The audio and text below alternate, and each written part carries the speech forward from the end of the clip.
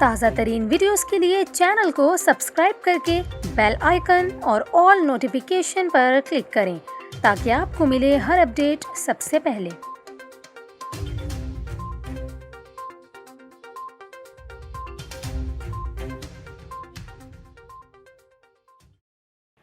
السلام علیکم، نیوز 24/7 اردو میں آپ سب کو خوش آمدید کہتے ہیں۔ میں ہوں آپ کے ساتھ کومل خان۔ ناظرین، آج کی اس ویڈیو میں ہم جو بات کرنے والے ہیں وہ ہے پاکستان کے مشہور و معروف مصنف خلیل الرحمن قمر کے بارے میں، جو کہ اکثر کنٹروورسیز کا شکار رہتے ہیں، اور ایک مرتبہ پھر سے اب ان پر تنقید کیوں کی جا رہی ہے یہ ہم آپ کو بتائیں گے۔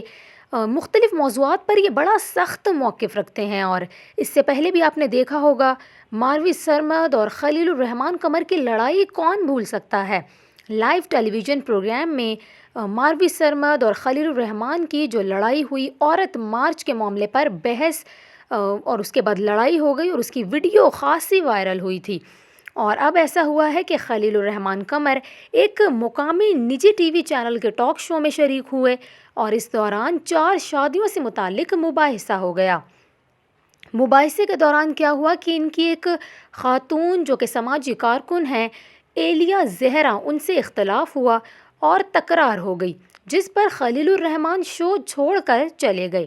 میزبان کی جانب سے احترام سے بات کرنے کی تاکید کی گئی، جس پر خلیل الرحمن شو ہی چھوڑ کر چلے گئے۔